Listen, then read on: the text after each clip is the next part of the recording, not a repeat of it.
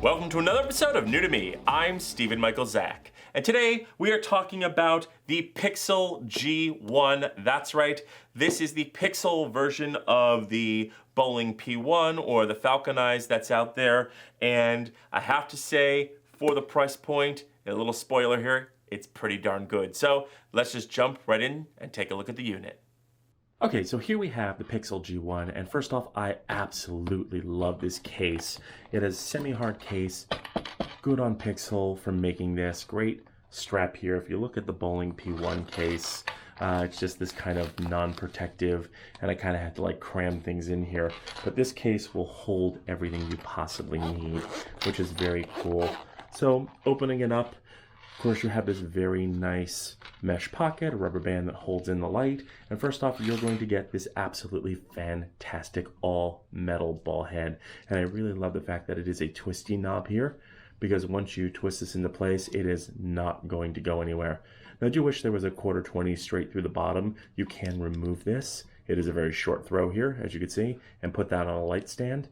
And I will tell you right now, this is not going to fit on the top of my GH4 because there needs to be a little bit more space than this. But very cool, solid metal, awesome. Next, you get your USB to USB-C connector, which is great. But you also get this other connector. You get an adapter here, which is a USB adapter here, so to make it a USB-C to USB-C, which is fantastic because I have a USB-C to USB-C adapter in the back of my computer. Also, I love the fact that this is sort of braided. This is like cloth, very cool, very nylon-y. Now, let's take a look at the light itself. And first off, to give you an idea, this is bigger, this is longer than the Bowling here, but it is much thinner, as you can see. So there's a little bit of a size trade-off to be thinner. And you get, of course, your nice diffusion right here. And then you have one mounting point on the bottom, another one here, and another one on top. Very, very cool that you get multiple mounting points. Now let's go ahead and take a look at the controls. And what I really love about this is you are getting 2 dials. You can control your color temperature and your power without having to cycle through the mode button, which is very cool. You get your USB Type-C charge port, and you get a menu button here. It's kind of like a menu select button here. And then on top, you have your power button. Very, very cool. Really like this design. And on back, you have your little screen, and of course, your RGB guide. This is a 3.85 volt, 40 milliamp battery, so you got nice battery life on this. And now one thing I don't like about this is you have to hold the on button a long time. And if you're in a run and gun situation, that takes a little bit of time. And you'll notice that the light does not go on immediately, and that is so you can kind of cycle through and decide what you want to use before you actually turn this thing on, which is a very nice feature to have. But let's go ahead and take a look, and you'll tap the power button up top here, and it'll go on very nicely. Now you do have 5600 Kelvin only down to 3200 Kelvin, and the Bowling P1 and the Falcon Eyez both have slightly higher spectrums as far as color temperature. And that's just using the bottom button. The bottom little lever here. Now these do actually press in as well, but they don't actually do anything. I don't know why they press in, because there's no function, but you can toggle up and down. And I did notice that between 5600 Kelvin and 5500 Kelvin, there is a little bit of a jump. Same with 33 to 32, but not a game break, not a game changer, not a breaker, a deal breaker, as they say. Next, let's go ahead and cycle through to the RGB. And of course, the bottom one, you can control your color temperature right here, which is very cool. And of course, you can control the brightness here, and the top one works brightness both in the RGB mode and in the color temperature mode. Now say you want to change the saturation, hit the mode button, it'll drop down the saturation, and using the bottom one, you can change the saturation, which is very, very cool. And this does also hold your settings. I think when you turn it off, it'll hold this, I believe, hold the settings that you had last. And of course, you can change your brightness. And this does go all the way down to 1%. It does not shut completely off, but goes down to 1%. And I love how super lightning fast this is. You just get to your color temperatures really fast. So let's cycle through, and first off, the first level, A, you get your lightning, pressing lightning right there, and then going ahead and pressing the bottom toggle up, you get your fast lightning, and then pressing up again, you get your TV theater mode, which is very cool. Then going down one, you get your slow fade RGB, and then pushing up, you get your fast fading RGB, and then you get your fire mode, which is very cool. So you can simulate fire or candlelight, very cool. And then lastly, you have your police light, you have your ambulance light, and of course your, oops, I did that wrong, and of course your fire truck light. So very cool. You get great special effects. Now, one thing I will say is this does have another mode, and I'll talk a little bit more about it in the wall test, but if you press this down, it goes into the T100. This is the extreme brightness mode. Basically, this gets really bright for 100 seconds, and by hitting the mode button, you activate that, and it begins the countdown. So let's go to the wall and check out this light.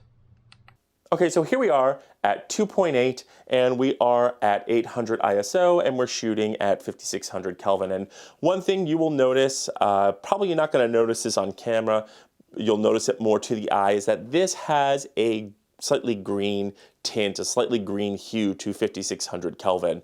And the Bowling P1 actually has a more magenta. And I actually like when things have a more magenta color, well, I like it when they have no tint at all, but that has a slightly magenta color. This has a slightly green color, and that's not good because of skin tone. And, when you get into talking about green screening and, colors that are close to the skin, green is a little too close to the skin where magenta is much further away from your skin color. So, the green hue is not my favorite thing in the world. This is about 5 feet away, and as you can see, this is a widespread light. And let's go ahead and just run through a couple of things here. Now I'm going to go down to, let's take a look at hit the mode button, and there's your lightning right there. And let's go ahead and using the bottom switch, there's your faster lightning. And of course, there's your TV setting. And of course, there's your slow RGB, your fast RGB, and of course, your fire light right there. And lastly, your police, your ambulance, and of course, your fire. And now let's take a look at the RGB. Now, as you can see, this is fairly bright, but it's not as bright as the Bowling P1. Neither the RGB or the bicolor is as bright as the Bowling, and I will be doing a comparison test later on this week. It'll be coming out where I compare the Falcon Eyez, the Bowling, and the Pixel. But at 5 feet away, this is pretty good. If you want a hair light, if you want to just do some fill really close. I mean, you can even use it as a key light, but it is not as bright. Now, the RGB works beautifully. I really dig the way that this works. You use the bottom thing here, and I love the way that it just shoots through these colors. That is really fantastic. And the colors look really good. I have no complaints. Hit the mode button again. You can go down to the saturation and change the saturation of this, which is very cool. And then you just press the button again and you're back. Now, the interesting mode here is you press the power button once and you go into this T100S. This is a 100-second super brightness mode. And I don't know why lights include this. Basically, it just gets super bright. And this does get almost as bright, if not a little bit brighter than the Bowling when you're in the super mode. The downside is that it's going to burn through your battery like nothing. Not only that, this lasts only for 100 seconds. After 100 seconds, the light will shut off and you'll be in the dark. It doesn't just jump back into the regular bicolor mode, which I wish it did. Going completely dark when you're in a dark room is not fun. Now, I really don't know what this 100-second super brightness would be used for. I guess if you're trying to shoot like a 60-second clip, or you're trying to just get a quick interview or something, you're trying to get a quick shot of something, I guess that's fine. But I really don't know why they put these modes on there, these 100-second super brightness. I know Aperture does the same thing with one of their lights, and really, I really can't really find a use for it. Anyway, but it's there, it's on the Pixel, and it's kind of cool that it's there. So my final thoughts on the Pixel G1 are, it really is not a bad little light. It does compare pretty well with the Bowling P1 and the Falcon Eyez as well. Some of the things I do not like on this light is the fact that there is a slight green cast, which is not a big problem, but it's not terrible. You can fix it in your camera, you can fix it in post, it's fine. The other thing I really don't like is the fact that it takes forever just to turn on the back screen. You have to hold this a little bit too long, so it is not quick at all. Other things, the overheating, the fact that when you leave it on for 15 minutes, you touch it, it is going to be very, very hot.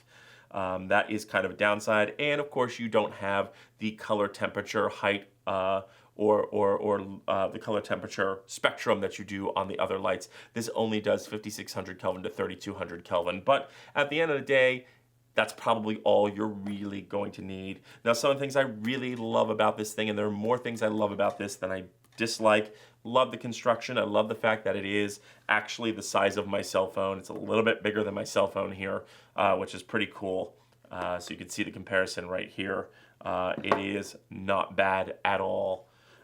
It's very, very thin. You can slide this in a pocket, take it with you. I love the 2-dial system and the menu system. It just works really well. It's got a beautiful bright screen, lots of mounting options. Of course, you've got your RGB scale right there. It's got a 40 milliamp battery, which is awesome. Great battery display, so you know how much battery is left in here. And of course, it comes with this fantastic case with all the stuff that you need. Now, who is this for? If you are on a tight budget and you can only afford about $100, for $100, this is a good option if you can't afford $140 or $160. Now, my recommendation is if you can afford that, go with the Falcon Eyez or go with the Bowling P1. But if you want something nice and small, this is a very, very, very good option. And you can get a whole bunch of these for $100. Get 3 of these, $300, and you've got a pretty decent travel lighting setup. So, very cool, very excited. Let me know what you thought in the notes below about this. And of course, if you have any questions or comments, you could drop them there as well. And don't forget to like, share, and subscribe. And don't forget to mash the bell button to be notified when we drop a brand new video. I'm Stephen Michael Zach, and this is New to Me.